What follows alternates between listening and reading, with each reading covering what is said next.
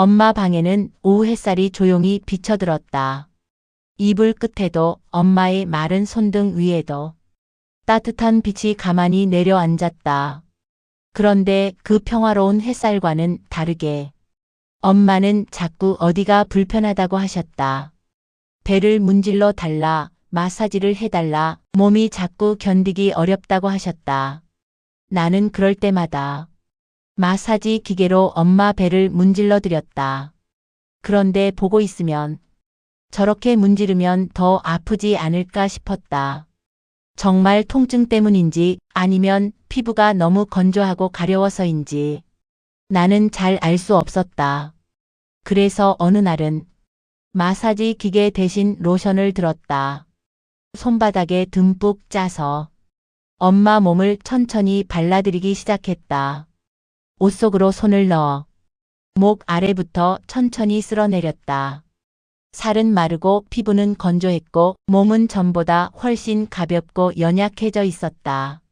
그 손끝에서 나는 세월이 지나간 자국을 만지고 있었다.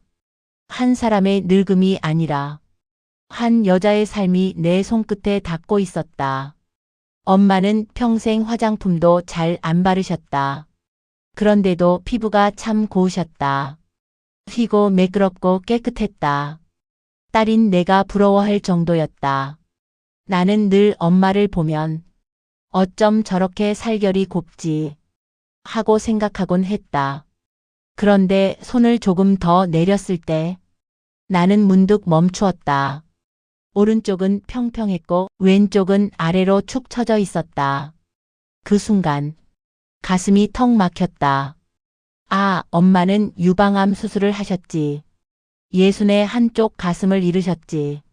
이 가슴으로 우리 오남매를 키우셨구나. 안고 먹이고 재우고 울면 달래고 아프면 품어주던 그 몸. 하나는 병으로 잃었고 남은 하나는 세월과 고생으로 아래로 처져 있었다. 그 생각이 들자 나는 또 눈물이 났다. 엄마의 몸은 엄마가 살아낸 세월 그 자체였다. 엄마는 가슴을 아주 중요하게 생각하셨다. 그 당시에는 지금처럼 도움이 되는 물건을 쉽게 구할 수 있는 때가 아니었다. 독일에 있는 고모가 가슴 보형물을 보내주신 적도 있었다. 우리 가족은 너무 감사했고 기뻐했다. 하지만 엄마는 무겁다고 싫다고 하셨다. 대신 엄마는 당신 손으로 솜을 넣어 가슴 모양을 만들었다. 그리고 그걸 어깨끈에 걸어 평생 몸에 지니고 다니셨다. 동생과 나는 그런 엄마를 다 이해하지 못했다. 왜 저렇게까지 하실까? 왜 그게 그렇게 중요할까? 솔직히 그렇게 생각한 적도 있었다. 그런데 로션을 발라드리다가 나는 그제야 알게 되었다. 가슴은 엄마의 자존심이었다. 엄마가 엄마 자신을 끝까지 놓지 않으려는 마음이었다. 여성으로 살아온 시간을 끝내 허물어뜨리고 싶지 않았던 것이다. 그걸 너무 늦게 깨달아 나는 죄송해서 또 울었다. 나는 다시 엄마의 가슴을 쓸어내렸다. 아까보다 더 천천히, 아까보다 더 조심스럽게. 이제는 단지 로션을 바르는 것이 아니었다. 엄마의 상실을 만지고 엄마의 자존심을 어루만지는 일이었다. 그런데 손이 오른쪽 갈비뼈 아래로 내려갔을 때 딱딱한 것이 만져졌다. 돌멩이처럼 크고 단단한 무엇. 순간 겁이 덜컥 났다. 이게 뭐지? 설마 하는 생각이 번개처럼 지나갔다. 근육도 빠지고 살도 빠지니 이제야 잡히는 것일지도 몰랐다. 하지만 나는 무서웠다. 이게 오래전부터 있었던 건 아닐까? 엄마는 얼마나 아프셨던 걸까? 그 순간 이상하게 엄마에게 화가 났다. 왜 이렇게 참으셨을까? 왜 아무렇지 않은 척 하셨을까? 소화가 안 되고 힘드셨을 텐데 왜 자기 몸을 모른 척하며 사셨을까? 엄마는 참 무딘 사람이었다. 적어도 자기 몸에 대해서는 그랬다. 생각해보면 엄마는 평생 아픈 몸을 참고 살아오셨다. 허리가 아파 한 달씩 못 일어날 때도 있었고 어지럽다, 머리 아프다 하시며 약을 달고 사셨다. 그러면서도 늘 당신은 건강하다고 말씀하셨다. 태어날 때부터 한쪽 눈의 시력이 약했는데도 신문을 보고 바느질을 하며 그냥 그렇게 사셨다. 불편해도 참고 아파도 참고 수술이 두려워도 참고 엄마는 늘 그렇게 버티는 쪽을 택했다. 백내장이 와도 참을 만하면 수술을 안 하셨다. 병원이 무서우셨을 것이다.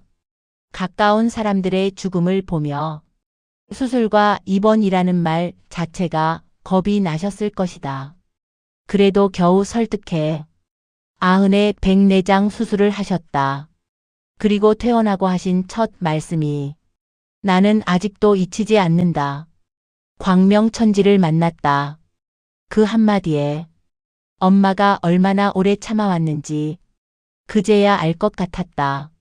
엄마는 많이 아프셨고 시도 때도 없이 마사지를 해달라고 하셨다. 나도 해드리고 싶었다. 하지만 솔직히 마사지 기계는 점점 무겁게 느껴졌다.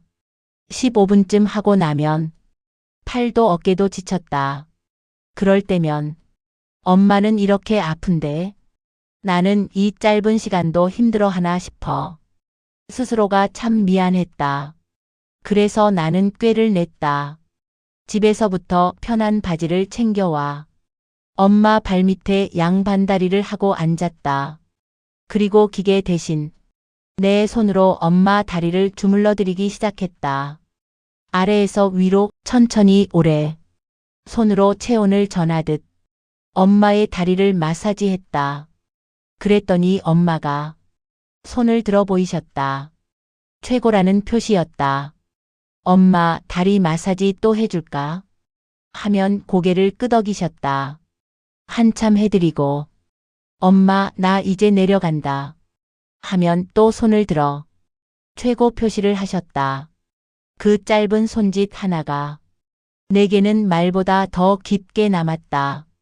고맙다, 좋다, 참 잘했다. 엄마는 그 한 동작으로 많은 말을 하고 계셨다. 어쩌면 돌본다는 건 대단한 일이 아닐지도 모른다.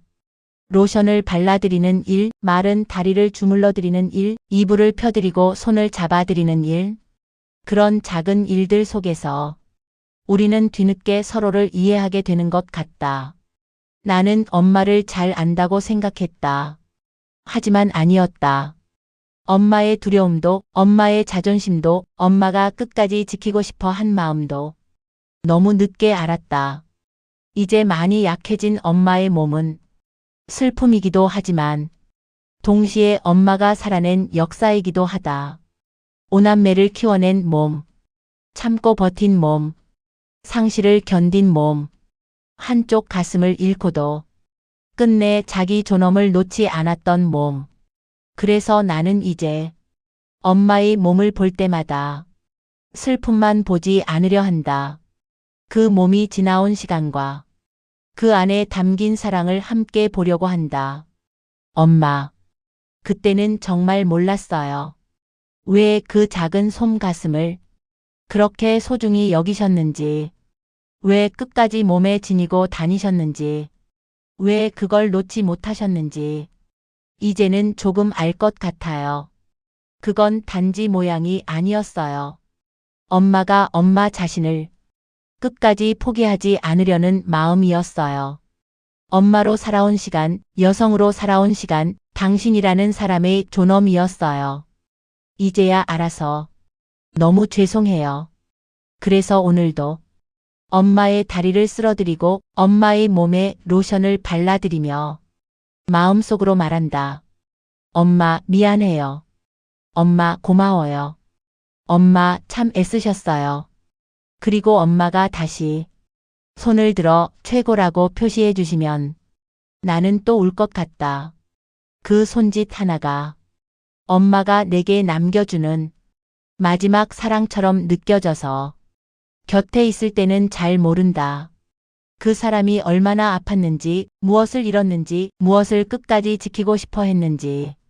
나는 엄마의 몸에 로션을 발라드리다가 비로소 그 마음을 알게 되었다. 그리고 그날 이후 엄마를 만지는 내 손은 달라졌다.